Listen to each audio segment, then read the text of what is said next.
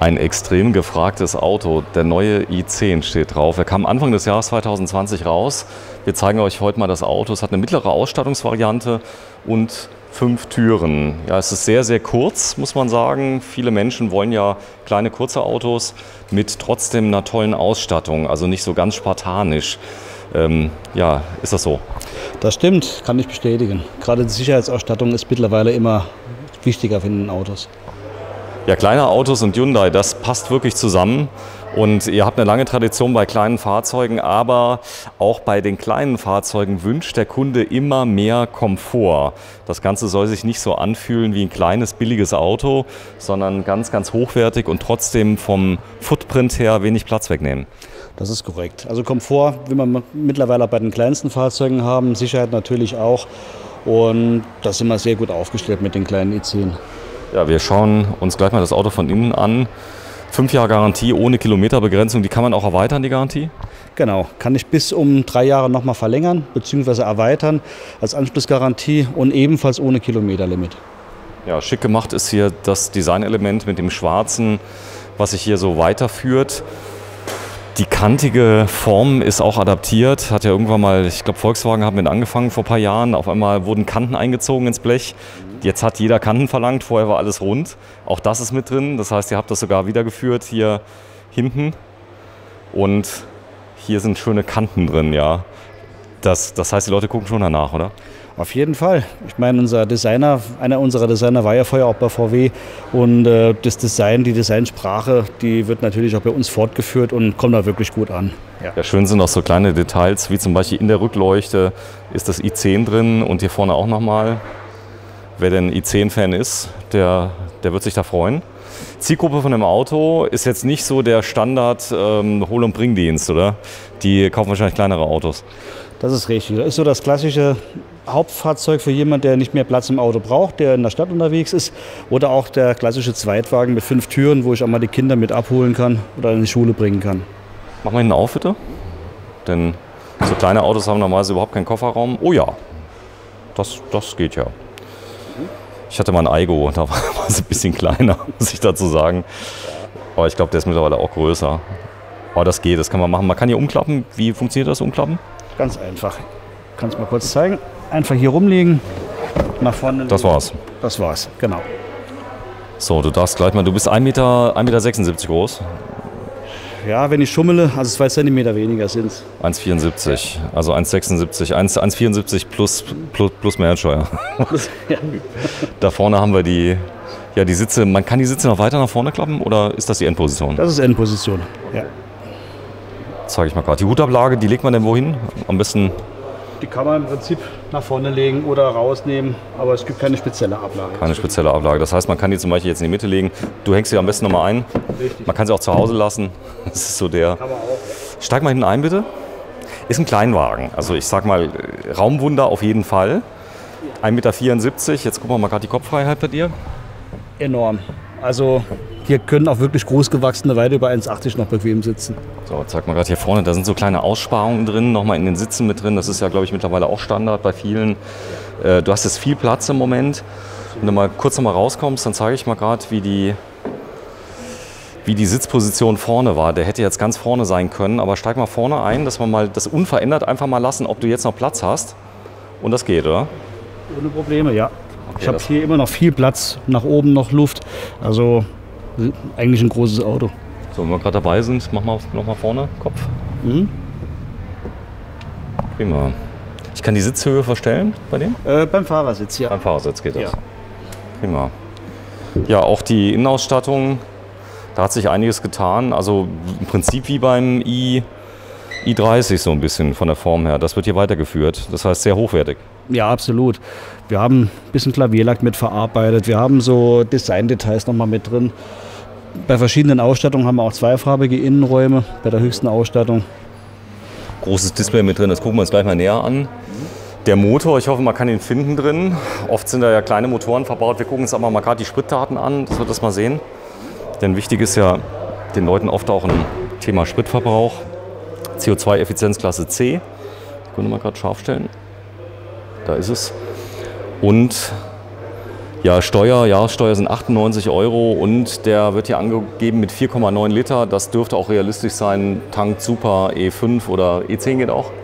E10 geht auch. Geht auch. Empfehlenswert ist E5. Ist E5 wegen der Reichweite. Also 4,9 Liter kombiniert und man kriegt den sogar auf knapp über 4 Liter, 113 Gramm CO2-Ausstoß pro Kilometer. So ist es.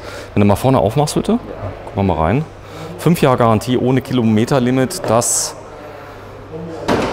ist damit verbunden, dass sie aber auch die Inspektionen regelmäßig machen. Da gibt es Intervalle drin. Wie ist hier das Intervall bei dem? Das ist alle 15.000 Kilometer oder spätestens nach einem Jahr. Muss er einmal kommen. Jetzt schlagt er aber auch bei den Inspektionen jetzt übermäßig auch nicht zu, muss man sagen. Wo man sagen würde, man hat jetzt eine endlose Garantie, die Inspektionen kosten dann 5.000 €. Um Gottes Willen, nee. Wir bieten da auch für die meisten Modelle mittlerweile Wartungspakete an für 5 Jahre. Da kann ich auch nochmal kräftig mitsparen. So ein Zufall. Hier hängt zufälligerweise gerade so ein Wartungspaket. Das heißt, man zahlt 999 € und hat dann 5-mal Wartung mit drin. Das langt für die 5 Jahre? Das reicht, ja. Also es sei denn, ich fahre mehr als die 15.000 pro Jahr. Aber das gilt für 5 komplette Wartungen, inklusive Material, Arbeitslohn, mit Öl. Das ist Öl mit drin, alles. Alles drin. Das heißt, ich habe fixe Kosten von 999 €, die zahle ich einmal und habe 5 Jahre Ruhe. Genau so ist es. Ist so krass, oder? Ja.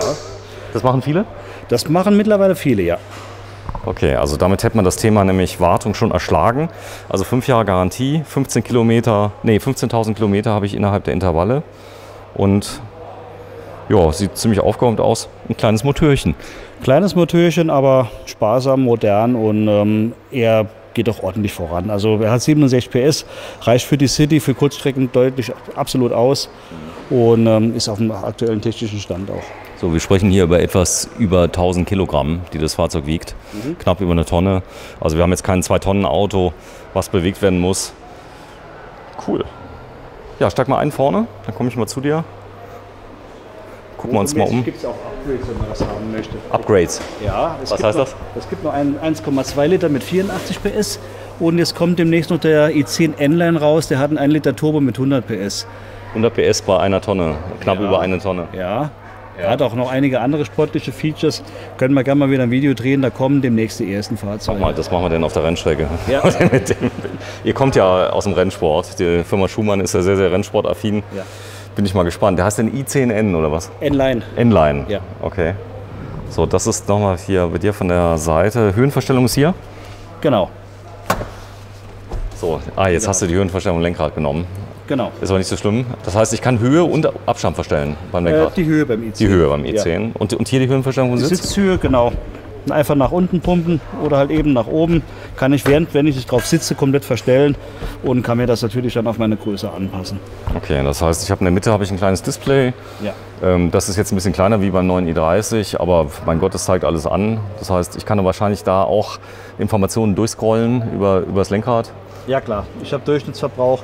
Ich habe die Kilometer kann ich mir digital anzeigen lassen, also die Geschwindigkeit, die Einstellungen kann ich vornehmen, also keine Grenzen im Prinzip. So, jetzt kommen wir mal auf so wichtige Features. Spurhalteassistent. Hat er serienmäßig drin, der Kleine. Hat er drin? Ja. Er hat aktiven Spurhalteassistent, also wenn ich der lenkt mit und warnt auch, also der macht beides. Ja. Echt? Ja. Beim i10? Beim i10. Nee, du willst nicht hier... Nee, hat er drin. Da kann ich ihn aktivieren. Ja, ist ein Aufkleber, hast du draufgeklebt? Ja. Nee, hat er wirklich drin. Du hast ja hier die Anzeige nochmal. Also da wird spätestens das... Da hast du noch einen Aufkleber drauf. Nee, ist ja witzig. Das heißt, der hat elektronische Lenkung da mit drin. Der kann also selbst lenken, so ist es. Das heißt, ein kleiner Motor mit drin. Genau. Cool. Hat er einen Lenkkraftverstärker? Wahrscheinlich dann schon, weil wenn er ja selber lenken kann. Er hat, ja gut, die Servolenkung ist ja eh elektrisch und insofern kann man das natürlich... Servo hat aber drin. Ich meine, ich frage jetzt mal so. Klar. Die Löcher im Bauch. Klar. So, Multifunktionslenkrad ist auch nicht, ich sag mal, auch nicht üblich. Also ich habe einen Seat Mii, der hat keins, muss ich sagen. Das geht, der hat auch keinen Fensterheber und hat auch keine... Wie nennt das, wo du mit dem Schlüssel auf und zu machen kannst? Zentralverriegelung. Zentralverriegelung hat er auch nicht, muss man mal gucken. Aber das Auto ist schon ein bisschen älter, 6 oder 7 Jahre alt. Okay. Aber der hat viele Features drin, die, ich sag mal, die das Auto komplett machen. Ja, wenn ich die Größe vom Fahrzeug ausblende, sitze ich im Prinzip im Mittelklasse-Fahrzeug. Ich habe ein beheizbares Lederlenkrad mit drin. Beheizbar? Beheizbar. Sitzheizung ist mit drin. Ich habe Bluetooth-Freisprecheinrichtung. Ich habe Tempomat mit drin. Ich habe Lichtsensor drin. Ich habe Fernlichtassistent drin. Regensensor? Regensensor bei dem jetzt nicht. Okay, also muss ich... Aber auch dieses Notrufsystem, das Emergency Call System, auch serienmäßig jetzt drin bei ihm. Das schauen wir uns gleich mal an. Ja. So, da vorne ist die Tankklappe. Cool. Ich komme auf die Beifahrerseite. Dann bin ich mal gespannt, was sie da an Audiosystemen eingebaut haben. Ups, die Dups. DAB Plus hast du drin? DAB Plus ist drin und Android Auto, Apple CarPlay zur Telefonprojektion aufs Radio auch mit drin. Das ist ja eh Pflicht, DAB zum Jahresende. Das heißt, Display ist schön groß. Da habe ich ein Menü mit drin. Mach mal da auf Media, wenn du da mal drauf drückst, was da so kommt. Da hat er jetzt nichts drin, weil ich kein Telefon verbunden habe und keinen USB-Stick verbunden habe.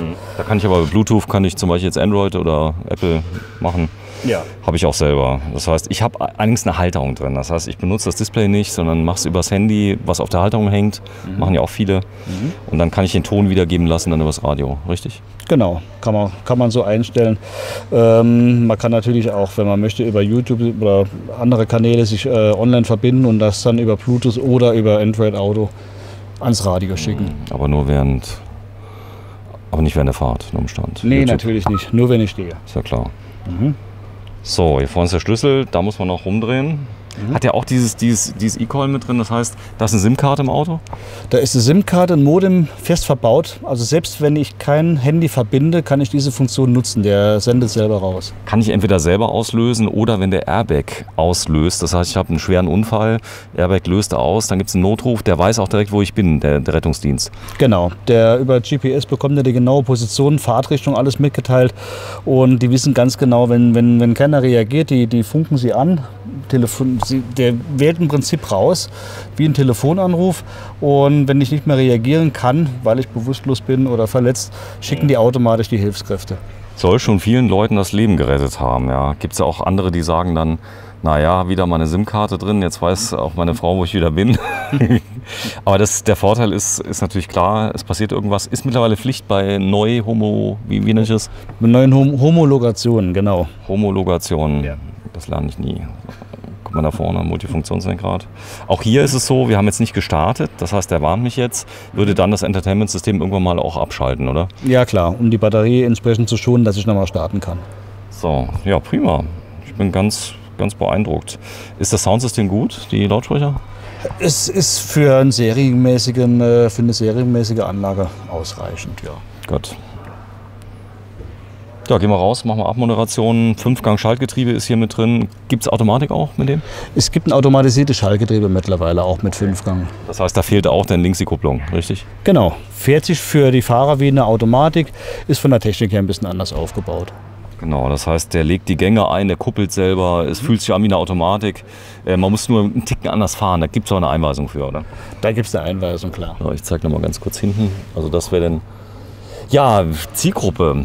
Also jetzt ist es ja so, die Länge von dem Fahrzeug sind ungefähr, was hat der so, 3,50 oder? Der hat knapp über 3,70 Meter. 3,70. Ja. Und jetzt der i30 ist ein gut Stück länger, oder? Der hat mittlerweile 4,38 Meter. Und doch einen halben Meter länger. Ja, absolut. Okay, dann gehen wir raus. Klima hat er natürlich mit drin. Und ja, kommen wir auf den Preis zu sprechen. Man kann das Ganze finanzieren oder leasen. 5 Jahre Garantie ist ja mit drin, ohne Kilometerbegrenzung. Und ihr habt jetzt hier zum Beispiel so ein Angebot hier bei dem Trend. 14.990 €. Da kann ich aber auch meinen alten in Zahlung geben, oder? Natürlich, das können wir immer machen. So, Höchstgeschwindigkeit 171. Wie fühlt sich das an? 171 im i10? Geht das? Bombensicher. Durch die breite Spur, der ist ein bisschen breiter als das vorherige Modell. Hat schon das 15 Zoll Reifen drauf, also der ist schon sehr, sehr stabil im Fahrverhalten. So, der hat eine Berganfahrhilfe, das heißt, der legt dann eine entsprechende Bremse ein, dass er nicht zurückrollt, oder wie? Genau, ab einer bestimmten, also es ist neigungsabhängig, ab 6, 7 Grad Steigung, wenn ich da von der Bremse gehe, lässt er die Bremse noch 2, 3 Sekunden zu und ich kann ganz bequem von der Bremse aufs Gas und er rollt nicht. Da vorne steht's, aktiver Spurhalteassistent, du hast nicht gelogen. Das ist drin. Ja, ich bin ziemlich geflasht, weil in der kleinen Klasse, das heißt, der hat sogar vorne jetzt einen Warner, einen Kollisionswarner. Bremst der auch selber dann? Er bremst bei Fußgängern. Also wenn das geht über die Kamera. Es ist bei ihm nicht radargestützt, sondern kameragestützt. Und wenn ein Fahrzeug von mir plötzlich verzögert, dann warnt er mich vor. Dann würde er nicht bremsen, beim Fußgänger schon. Okay. Jetzt die Lieferzeit, wie lange hat er? Die sind sofort lieferbar.